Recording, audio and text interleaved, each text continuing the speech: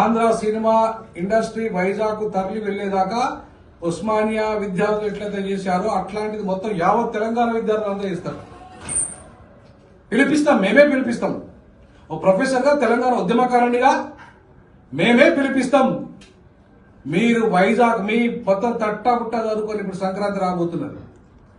మీరు తట్టాబుట్ట చదువుకొని వెళ్ళి అక్కడే సెటిల్ కావాలి, అంతేగాని ఇంకా దోపిడీ చేయడానికి మీకు అధికారం లేదు. లాజికల్ గా, లీగల్ గా ఆల్రెడీ అక్కడ మిమ్మల్ని ముఖ్యమంత్రి గారు ఇన్వైట్ చేశారు, ఉప ముఖ్యమంత్రి గారు ఇన్వైట్ చేశారు. అక్కడ మీరు ఎందుకు పోతున్నారు అక్కడికి? ఎందుకు ఇక్కడే మమ్మల్ని దోపిడీ చేస్తున్నారు, మమ్మల్ని అణచి చేస్తున్నారు, మాకు అవకాశాలు రాకుండా చేస్తున్నారు. అయినా 10 ఏళ్లే కదా ఉమ్మడి రాజధాని 10 ఏళ్ళు అయిపోయింది కదా. 10 ఏళ్ల తర్వాత మీకు ఏం హక్కు ఉంది ఇక్కడ? 10 ఏళ్ల తర్వాత మీకున్న హక్కు ఏందంటున్నా నేను.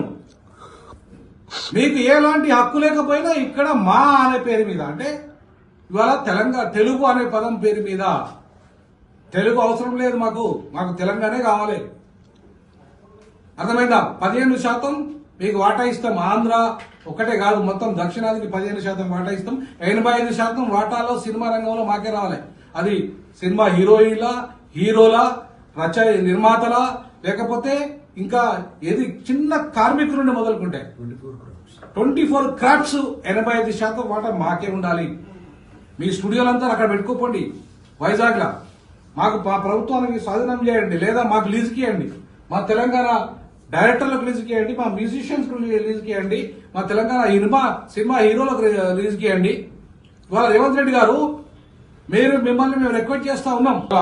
తెలంగాణ బిడ్డ పాపం చచ్చిపోతే, అన్యాయంగా ఆమె చచ్చిపోతే అక్కడ చచ్చిపోయిందని పోలీసు వాళ్ళు చెప్పినా కూడా అయినకుండా ఆ సినిమా అట్లనే చూసుకుంటా షో చేసి ఇవాళ ఆ చావుకు కారణమేంటి, ఆ అమ్మాయి చావుకు కారణమేంటో, తర్వాత వాళ్ళ కొడుకు కోమాలో ఉన్నాడు. అయినా సరే వాళ్ళకి పట్టింపు ఉండేది. ఇప్పటికీ 14 రోజులు ఎంత దగ్గర 14 రోజుల వరకు కూడా పైసలు ఇవ్వకుండా నిన్న మన పోరగాళ్ళు ఉస్మానియా పోరగాళ్ళు పోయి లొల్లి చేస్తే, వాళ్ళు రాళ్ళు వేస్తే, ఇంటి మీద రాళ్ళు వేస్తే ఇవాళ దిగొచ్చి 50 లక్షల వరకు ఏదో ప్రకటించినట్టున్నారు అన్నా.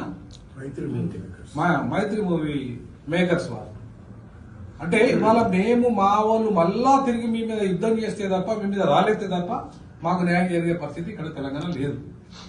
అందుకే అవుట్ రైట్ గా తెలంగాణ ఇవాళ మొత్తం సినిమా రంగం అంతా కూడా యుద్ధం ప్రకటించే వాకా చూసుకోవద్దని. తెలంగాణ సినిమా రంగం ఎట్లా ఉందో తెలుసు కదా. ఉస్మానియా కేంద్రంగా సాగిన మరో ఉద్యమానికి పిలిపిస్తాం. మేము ఓయూ జేఏసీ విద్యార్థులు చేసిన దాన్ని సమర్థిస్తున్నాం. వాళ్ళందరూ ఎత్తిపోయేదాకా యుద్ధం ఆగదు.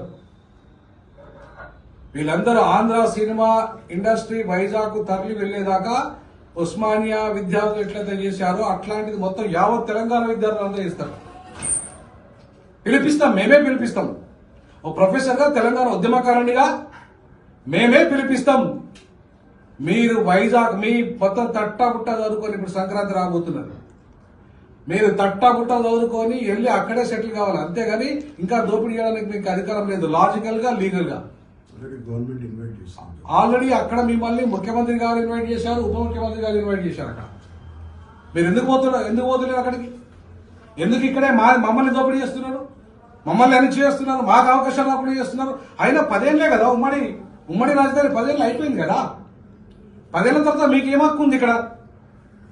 10 ఏళ్ల తర్వాత మీకున్న హక్కు ఏందంటున్నా నేను. మీకు ఎలాంటి హక్కు లేకపోయినా ఇక్కడ మా అనే పేరు మీద, అంటే ఇవాళ తెలుగు అనే పదం పేరు మీద, తెలుగు అవసరం లేదు మాకు తెలంగాణే కావాలి. అర్థమైందా? 15% మీకు వాటా ఇస్తాం. ఆంధ్ర ఒక్కటే కాదు, మొత్తం దక్షిణాదికి 15% వాటా ఇస్తాం. 85% వాటాలో సినిమా రంగంలో మాకే రావాలి. అది సినిమా హీరోల నిర్మాతల, లేకపోతే ఇంకా ఏది చిన్న కార్మికుల నుండి మొదలుకుంటే 24 క్రాఫ్ట్స్ 85% వాటా మాకే ఉండాలి. మీ స్టూడియోలంతా అక్కడ పెట్టుకోకండి వైజాగ్ లా. మాకు ప్రభుత్వానికి స్వాధీనం చేయండి, లేదా మాకు లీజుకి ఇవ్వండి. మా తెలంగాణ డైరెక్టర్లకు లీజుకి ఇవ్వండి, మా మ్యూజిషియన్స్ లీజుకి ఇవ్వండి, మా తెలంగాణ సినిమా హీరోలకు లీజుకి ఇవ్వండి. ఇవాళ రేవంత్ రెడ్డి గారు మిమ్మల్ని మేము రిక్వెస్ట్ చేస్తా ఉన్నాం.